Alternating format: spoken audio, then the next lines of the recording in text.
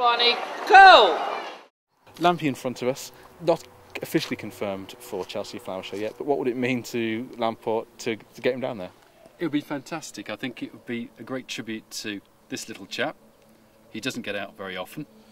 He's normally kept inside Lamport Hall. For him to get an invitation to Chelsea will be a very fitting tribute for him, and quite right for the county actually to have one of our greatest gifts to celebrate at Chelsea.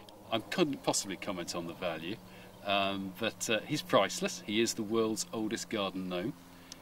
He came here sometime in the Victorian era.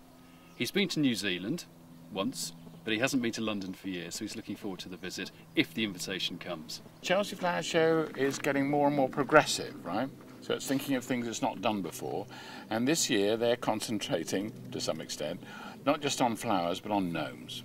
So obviously we need to know where do these gnomes come from, what's the history of the gnome, and that's where I come into it. Now you may say, because I look like a gnome, but that's wrong.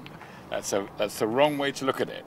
But I have an awful way when I'm doing these television programmes of realising the producers usually think it's some kind of joke, that I'm a gnome and here he's talking about gnomes. But do I mind? I put up with it. Once I'm here, the chances are that this particular gnome called Lampy, who ought to be the most famous gnome in the world, right, will be given an invitation.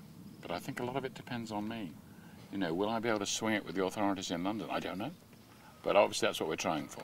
You think of gnomes as something which is either peculiarly British or not very aristocratic, whereas here you realise A, they are aristocratic, B, they weren't originally British, they come from Germany, and they were lucky charms which people would take down the mines to protect themselves.